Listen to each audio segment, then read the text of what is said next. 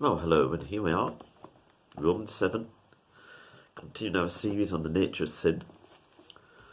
There's probably just one more video after this, so then we'll be done with the topic, sort of.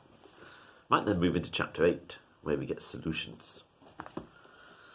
So, where we got to, we read up to, I think, to verse 16 of chapter 7 last time.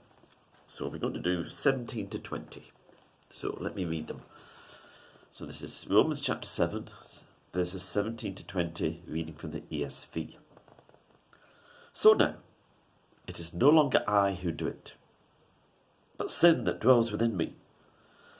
For I know that nothing good dwells in me, that is in my flesh. For I have the desire to do what is right, but not the ability to carry it out. For I do not do the good I want, but the evil I do not want is what I keep on doing. Now if I do what I do not want, it is no longer I who do it, but sin that dwells within me. Right. These very important verses. First of all, let me make clear what Paul is not saying.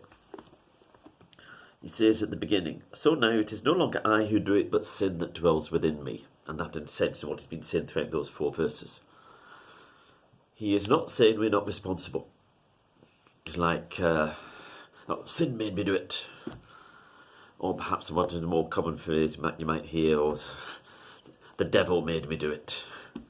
We are responsible for what we do. And Paul is very clear that we are responsible for what we do. What he's doing here is stressing the nature of the problem.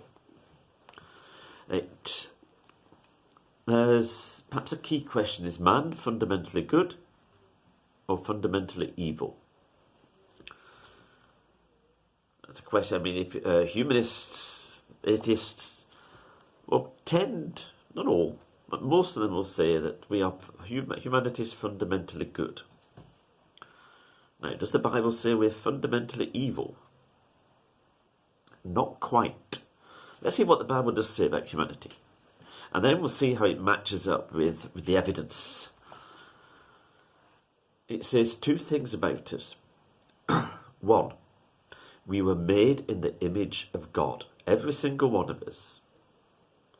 Doesn't matter who you are, doesn't matter what you've done. You were created in the image of God. All of us, it's applies to every single one of us. We're all on the same level. That's fact number 1. The second fact is that we are a fallen race. As Paul says earlier in Romans, all have sinned and fallen short of the glory of God. Every single one of us. Includes me, it includes you. So the Bible doesn't actually say we are fundamentally evil, full stop. It doesn't say we are fundamentally good, full stop. It says we were created in the image of God and we are all corrupted by sin. And if you look at humanity, what you see, you can see examples of people doing tremendous things, sometimes in the most difficult situations. People will make wonderful self-sacrifice, examples of self-sacrifice. Or people will lovingly, over a long period of time, look after someone else, sacrificing much in their life for the good of someone else. We are capable of doing tremendous good. At the same time, we do horrendous things. Time of recording, so I think it's about a week since a 9-year-old girl was shot in Liverpool.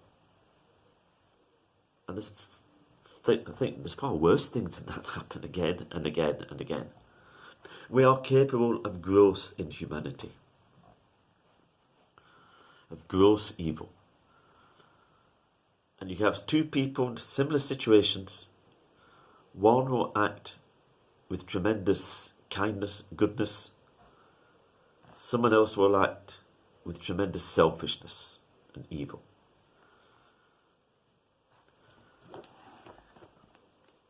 So in a sense we are both good and evil. but we are corrupted by sin. Calvinism, sometimes characterised or summarised by something called tulip. And the T there stands for total depravity. Now that doesn't mean a human being never does anything good. One, we know that's not true. Even you and I sometimes do something good. Everyone does something good. Jesus said people do sometimes do good things. It means that our natures are corrupted. It's like a cancer, if you like. If you've got cancer, your body still functions. At one point of time, at the start, it functions almost exactly as normal. But obviously, depending on the sort of cancer, the cancer can grow and gradually takes over more and more of the body and infects or affects more and more of the body, resulting in death. Sin is like that. And what Paul here is like, we need to appreciate the nature of sin. If I know what the right thing to do is, if I put enough effort into it, if I'm committed, sufficiently committed to it, then I'll be able to get there. We are deceiving ourselves. And Paul says that experientially. The evil I don't want to do, I end up doing, and the good that I want to do, I can't do it. Now, it doesn't mean you never manage to do any good, or never manage to resist any temptation. But purely on our own strength and our own abilities, we're on a loser. And this is what Paul is really trying to get home here. When he talks about us not living under law. System where you have, right, this is the target, now go get on and reach it, achieve it. It doesn't work. Because we will always fail. On that happy note, it is actually a happy note because there's a wonderful solution.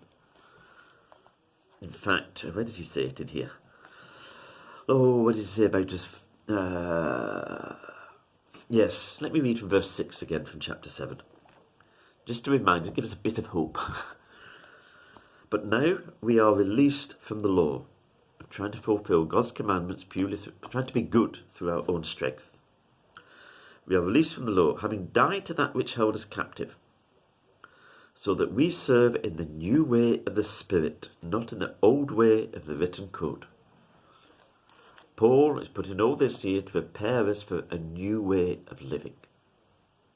So on that slight more hopeful note, goodbye.